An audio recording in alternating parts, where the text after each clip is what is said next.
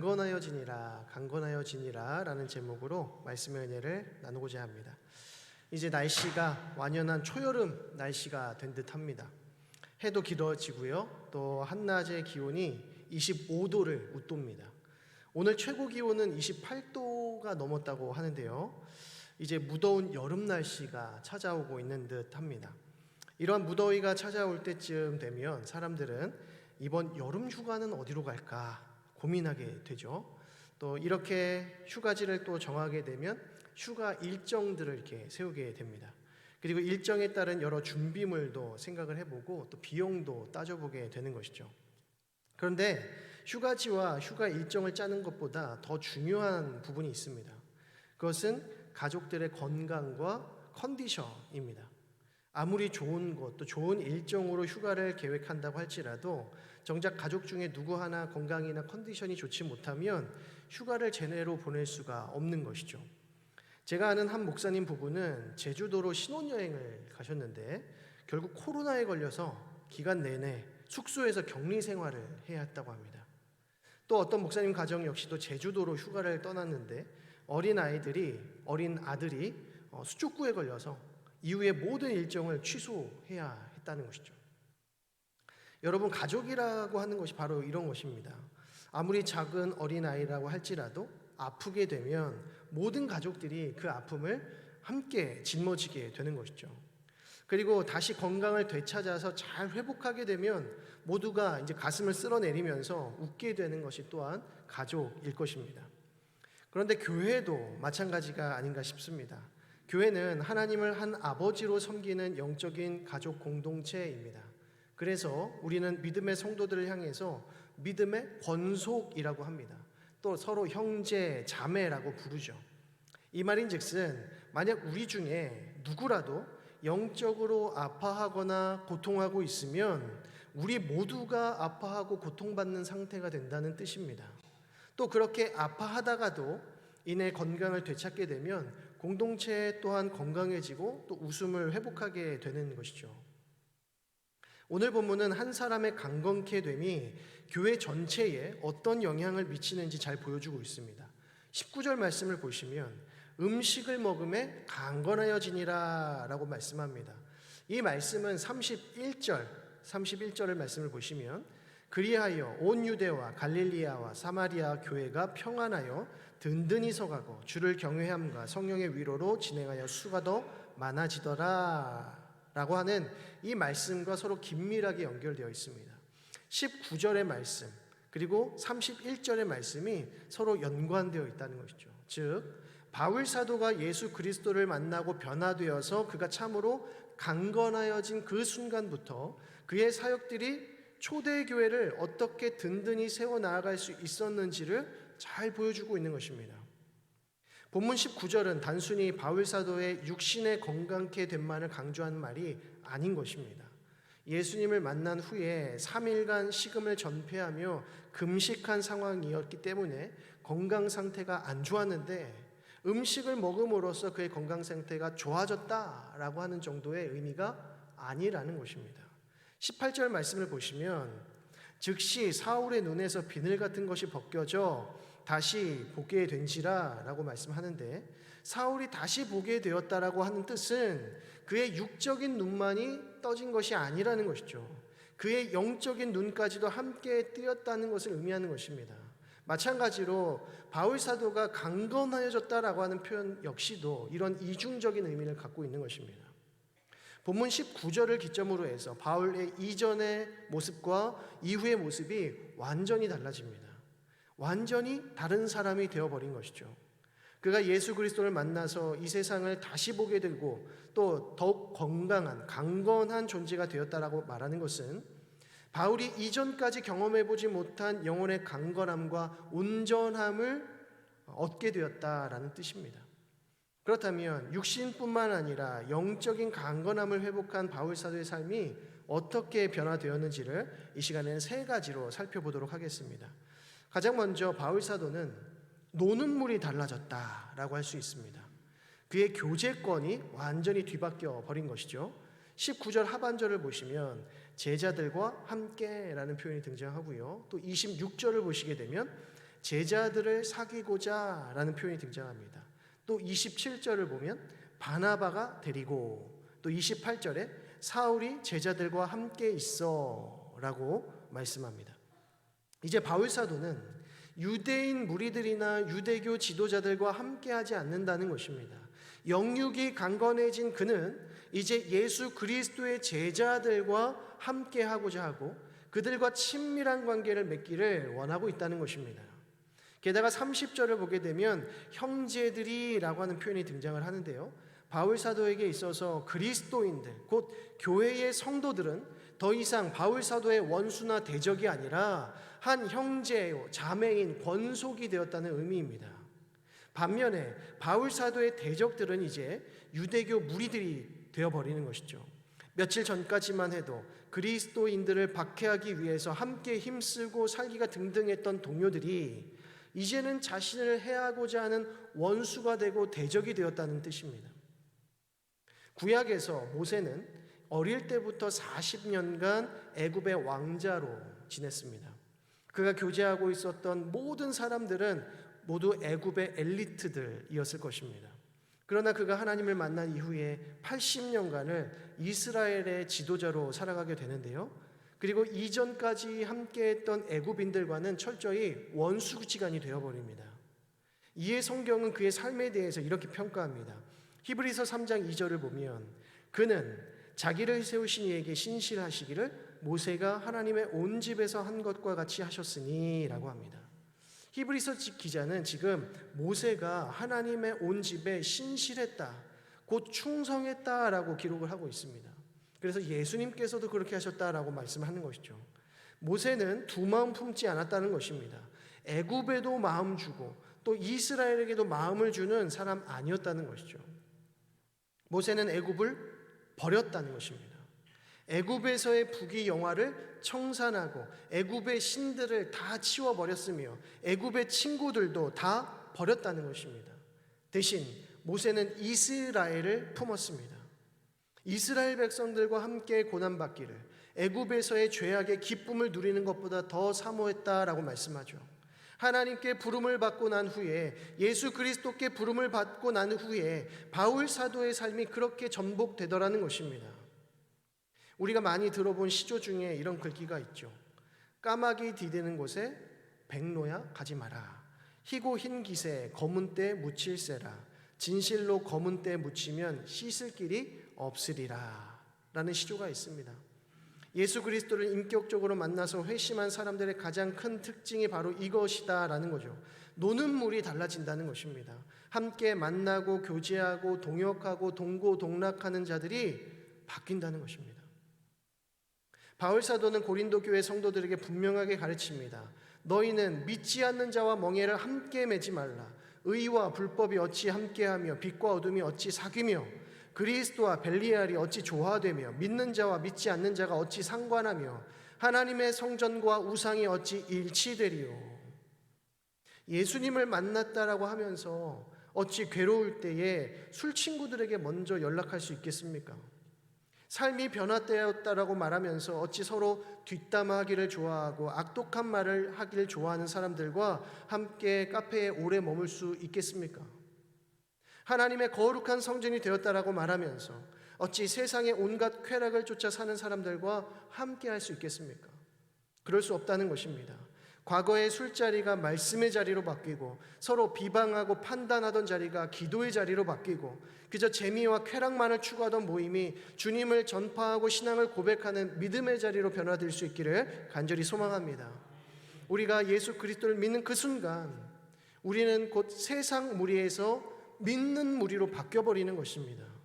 예수 그리스도로 말미암아 그 영과 육이 강건해진 저와 여러분들은 교제권이 바뀌고 기뻐하는 사람들이 바뀌더라는 것입니다. 우리는 이 사실을 잘 기억해야 합니다. 둘째로, 영육이 강건해진 이들은 말과 언어가 바뀐다는 것을 알 수 있습니다. 진정으로 사랑하는 사람이 생기면 제일 먼저 뭐가 바뀝니까? 말투가 바뀌고요, 말씨가 달라집니다. 없던 콧소리가 생기고 또 배려하는 말들이 생기고 손발이 오그라드는 표현들을 많이 하게 됩니다. 군대에 가면 군대 말투가 있습니다. 요자 쓰면 안 되고요, 오직 단아가로 끝나는 말로 써야 됩니다. 그리고 그 말투는 휴가를 나와서까지도 부모님과 친구들에게 계속 그 말투를 씁니다. 군기가 아직 바짝 들어가 있는 거죠. 마찬가지로 그리스도인이 되면 말의 내용이나 단어나 말투와 말씨까지 다 변화되는 것을 볼 수 있습니다. 형제, 자매, 신앙, 경건, 훈련, 양육, 예배, 교제, 헌신, 복음, 진리, 말씀, 기도, 전도, 선교 등 세상에서 도저히 쓰지 않는 말들을 자주 사용하게 되더라는 것이죠. 그래서 처음 만난 사람들과 몇 마디 얘기만 주고받아도 이 사람이 믿는 사람인지 안 믿는 사람인지 알 수 있습니까? 없습니까? 금세 알아버립니다. 말투는 더욱 고상해지고 부드러워집니다. 이전까지는 쉽게 내뱉었던 욕설이나 음담 패설들이 부끄러워지기 시작합니다. 마치 잔뜩 화가 났던 것 같은 억양도 잔잔해지고 차분해지더라는 것입니다. 예전과 같은 억센 표현이나 말투가 튀어나오면 깜짝 놀라서 가슴을 쓸어내립니다. 그리스도를 만나면 틀림없이 언어 생활의 변화가 온다는 것입니다.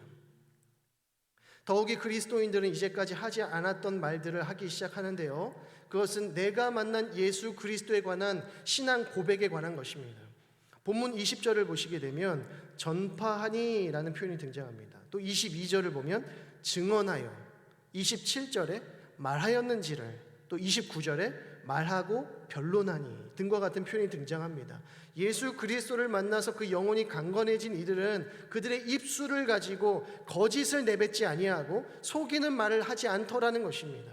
그들의 입술에서는 오직 진리와 진실만이 나타나게 되더라는 것이죠. 고린도후서 1장 18절은 이렇게 말씀합니다. 하나님은 미쁘시니라. 우리가 너희에게 한 말은 예하고 아니라 함이 없노라. 무슨 말입니까? 그리스도 안에 있는 우리에게는 결코 거짓이 있을 수 없다는 뜻입니다. 야고보 사도 역시 이렇게 말합니다. 야고보서 1장 26절에 누구든지 스스로 경건하다 생각하며 자기 혀를 재갈 물리지 아니하고 자기 마음을 속이면 이 사람의 경건은 헛것이라. 스스로 경건하다라고 믿는 자가 자기 마음을 속이고 혀를 통제하지 못하면 그 사람의 경건은 헛된 것이다 라고 말씀합니다. 그래서 시들로우 백스터라고 하는 이름의 한 신학자는 이런 말을 했습니다. 사람이 성령 충만할 때 일어나는 첫 번째 일은 그가 여러 종류의 방언을 말하는 것이 아니라 이미 자기에게 있는 하나의 혀를 제어하는 방법을 배우는 것이다. 우리가 잘 아는 찬송가 370장 주 안에 있는 나에게 딴 근심 있으랴 십자가 밑에 나아가 내 짐을 풀었네. 주님을 찬송하면서 할렐루야 할렐루야 내 앞길 멀고 험해도 나 주님만 찬양하리. 그리스도 안에 있는 자의 입술에는 근심이나 걱정으로 인한 부정적인 표현들이 등장하는 것이 아니라 어떤 표현이 등장합니까? 주님을 찬송하면서 할렐루야 할렐루야 곧 찬양과 감사의 긍정적인 말들이 나오게 되더라는 것입니다. 억울하게 감옥에 갇힌 바울과 실라는 주님 어찌 저희들에게 이렇게 하실 수 있단 말입니까? 라고 불평하지 않았습니다. 오히려 그 억울한 순간에 어떻게 하였습니까? 도리어 찬양하고 감사하더라는 것이죠. 저와 여러분의 삶과 우리의 입술 가운데 항상 그리스도에 대한 신앙 고백이 차고 넘치기를 간절히 소망합니다. 또 어떤 상황 속에서든지 범사에 감사하고 또 찬양할 수 있는 영육의 강건함이 충만하시기를 소망합니다. 그리스도를 만나서 그 영육이 강건해진 자들은 결코 옛사람의 말과 언어를 사용할 수 없습니다. 새로운 말, 변화된 언어를 사용하게 되는 것입니다. 그래서 참된 구원은 입술에서부터 시작된다라는 말이 있습니다. 또 영혼이 거듭난 자는 그 입술도 거듭난다라고 하죠. 영육이 강건해짐으로써 언어 생활이 더욱 참되고 거룩해질 수 있는 저와 여러분 되기를 간절히 소망합니다. 마지막 세 번째로 예수를 만나 영육이 강건해진 자들은 그 행동과 행동 양식에 변화가 일어나게 됩니다. 무엇보다 참된 회심을 경험한 이들은 그의 삶이 부지런해집니다. 또 담대해집니다. 본문 20절을 보시면 즉시로 각 회당에서 예수가 하나님의 아들이심을 전파하니 라고 말합니다. 바울 사도는 예수님이 하나님의 아들이심을 전파했는데 어떻게 전파했다라고 말합니까? 즉시로 전파했다라고 말합니다. 그는 우물쭈물하지 않았다는 것이고 머뭇거리지 않았고 게으름 피지 않았다는 것입니다. 그는 그의 영육이 강건해진 즉시로 그리스도를 전파했다는 것입니다. 여러분, 우리 생활의 최대 적이 무엇입니까? 우리 신앙생활에 있어서 최대 적이 무엇입니까? 참 많은 방해거리가 있겠지만 그 가운데에서도 게으름과 태만일 것입니다. 코로나 시기를 보내면서 이 점이 더 명확해졌습니다. 코로나 초기에 현장 예배를 드리지 못할 때에는 그토록 비통하고 안타까운 마음으로 영상 예배를 드렸었는데 어느 순간부터는 영상 예배가 더 편해지기 시작하고 쉬워지더라는 것입니다. 마침내 현장 예배가 다시 시작되었음에도 불구하고 여전히 영상기기 앞에 앉아 있더라는 것이죠. 물론 코로나가 아직까지 깨끗이 사라지지 않은 염려 때문이기도 하겠지만 직장이나 학교나 또 장을 보기 위해서 마트를 방문하는 일들에는 크게 개의치 않으면서도 유독 교회 현장 예배를 드리는 것을 꺼려한다고 하는 것은 코로나에 대한 염려 때문이 아닐 것입니다. 오히려 코로나로 인한 신앙생활이 편해지고 해이해졌기 때문일 것입니다. 마치 한 번 멈춘 수레바퀴를 다시 돌게 하기 위해서는 더 많은 에너지가 필요하듯이 오랫동안 멈춰있던 현장 예배를 다시 드리자니, 또 구역 예배를 다시 시작하자니, 또 봉사와 전도를 다시 시작하자니 너무나도 힘이 들더라는 것이죠. 그러나 영육이 강건해지면 불편함을 오히려 즐기게 됩니다. 게으름과 태만이 마귀 사탄의 시험으로부터 오는 것임을 깨닫기 시작합니다. 불편하니까 신앙생활이지 안 불편하면 그게 신앙생활인가? 라고 생각합니다. 불편해서 더 기도하고 불편해서 더 봉사하고 불편해서 더 전도하기 시작합니다. 머뭇거리지 아니하고 갈팡질팡하지 않는다는 것이죠. 불편해도 즉시로 시작하게 되는 것입니다. 불편하기 때문에 더욱 신속하고 단호하게 결단하고 행동해야 할 줄로 믿고 즉시로 행동하는 저와 여러분 되기를 간절히 소망합니다. 또한 영육이 강건한 자들은 주의 일에 늘 담대하게 행동한다는 것을 우리는 알 수 있습니다. 본문 22절을 보시면 사울은 힘을 더 얻어 예수를 그리스도라 증언하였다라고 말씀하죠. 그는 박해가 심해질 때 위축되거나 겁먹지 않았다는 것입니다. 도리어 더 힘을 얻었고 더 담대해졌습니다. 27절을 보게 되면 바나바가 바울을 여러 사도들에게 데리고 가서 그를 다음과 같이 소개해 줍니다. 다메섹에서 그가 어떻게 예수의 이름으로 담대히 말하였는지를.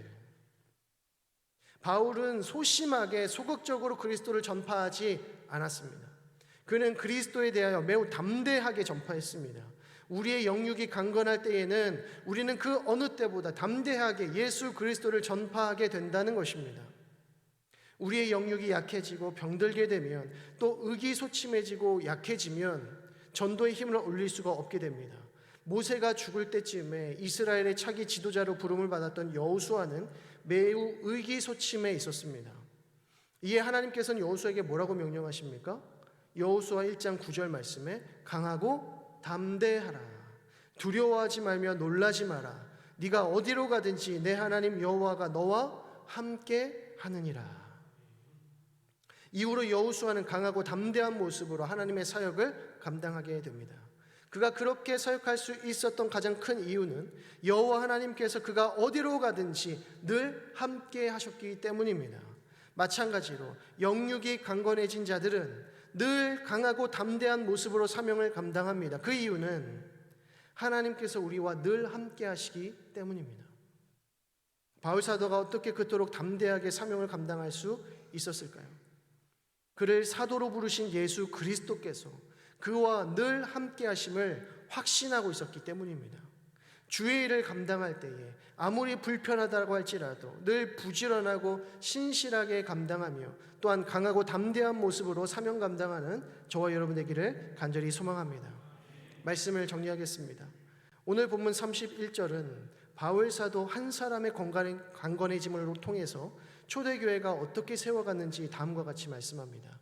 그리하여 온 유대와 갈릴리와 사마리아 교회가 평안하여 든든히 서가고 주를 경외함과 성령의 위로로 진행하여 수가 더 많아지니라. 이것이 바로 건강한 교회의 성장과 성숙입니다.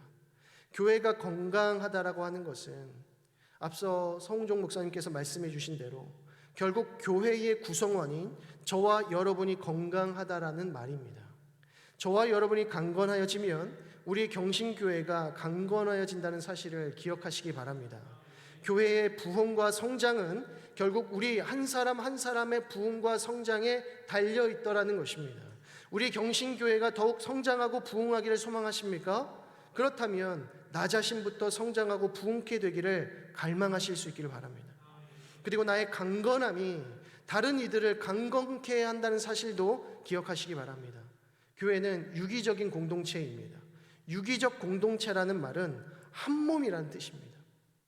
머리는 잘하는데 손과 발이 잘하지 않으면 그것은 한 몸이 아닐 것입니다. 유기체가 아닌 것이죠. 우리 신앙 공동체는 유기체로서 이 사람이 성장하면 저 사람도 성장하게 되어 있고 저 사람이 성숙해지게 되면 이 사람도 성숙해진다는 것입니다. 하나님께서 가정과 교회를 이러한 원리로 제정하셨기 때문이죠.